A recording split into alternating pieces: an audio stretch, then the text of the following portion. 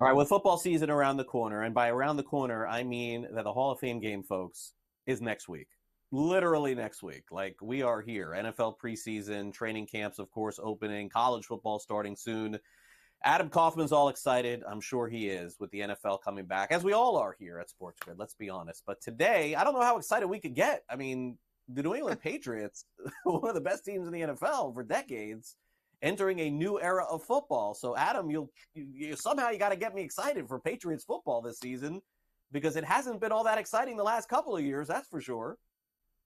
Well, listen, I understand you're going to start your team by team training camp previews. You have to begin with the best, right? Which is very clearly the New England Patriots. Well, that was true for a couple decades, it felt like, as you noted. But yeah, this is a team with a preseason win total of 4.5. You probably have more Ooh, people betting wow. on them being the worst team in the NFL at whatever those odds. I was looking at earlier, I think plus 375 to have the fewest wins in the NFL. That being said, how about a little optimism to finish off people's mornings if you're on the East Coast like the Patriots?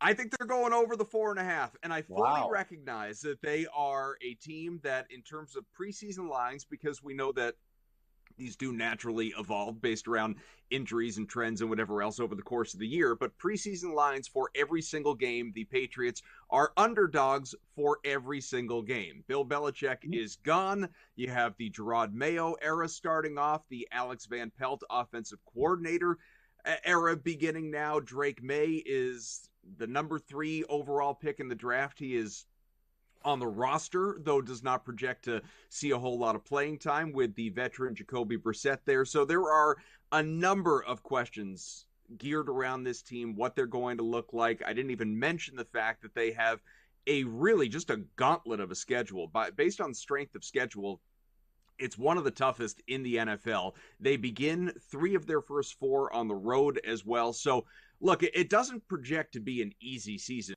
for New England, but I do think, just sort of, and I'm not going to bore you with all the intricacies of this stuff, but going game by game, looking at the schedule, figuring that the defense is going to once again be rock solid. The offense is going to find its way over the course of the year. And I think there are a couple of potential surprise spots in there. I think this is a team that is very capable of winning 5 or 6 games, not being a playoff team, but winning 5 or 6 games and going over that 4.5.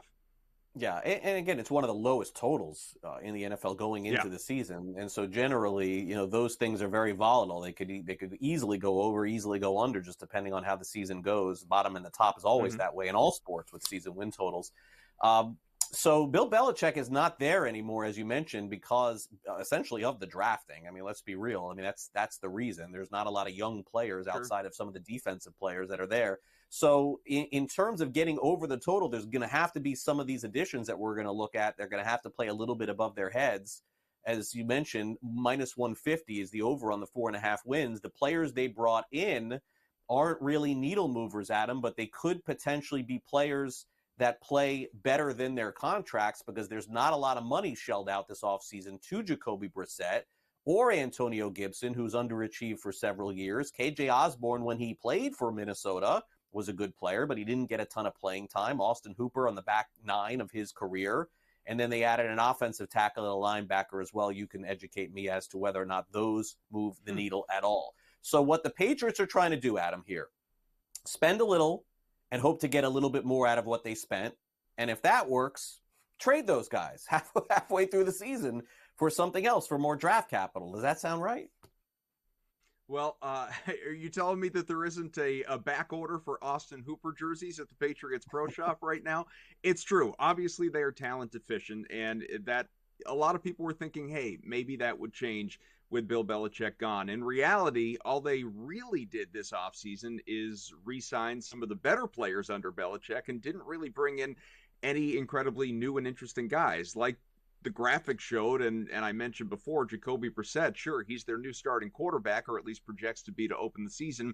He's a former Belichick guy. The Patriots drafted him. So really, it's then Osborne and Hooper and Gibson. Gibson slides in, kind of replacing Ezekiel Elliott, who was here for 1 year, was pretty good actually, but goes back to Dallas. But still, it's the Rhamondre Stevenson show as far as the backfield goes. And I think that's where, at least from a betting perspective, a lot of the attention should go is on Stevenson. They paid him, which is, you want to look for one big change between the Mayo and Elliott Wolf era. He is the de facto general manager of this team versus Belichick when he was running everything. Is one, they weren't handing out huge contracts to begin with, but they sure as hell weren't paying running backs.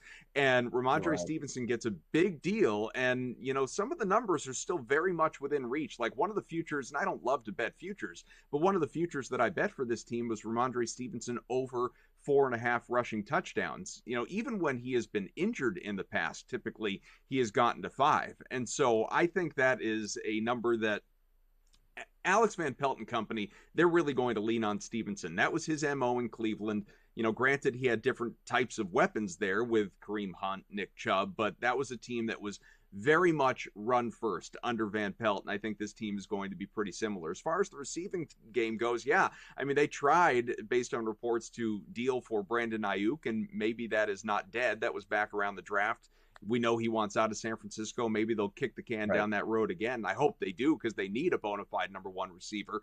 But you look at it, it's not KJ Osborne. At least it probably shouldn't be. Pop Douglas returns. He was their leader last year with very modest numbers, don't get me wrong, but he's a guy that they're going to be counting on. A couple of the rookies, Jalen Polk and Javon Baker, guys that they took relatively early in the draft, they're going to get their opportunities as well. And from there, like Juju Smith-Schuster shouldn't even be on this roster. Devontae Parker was, left and has since retired anyway.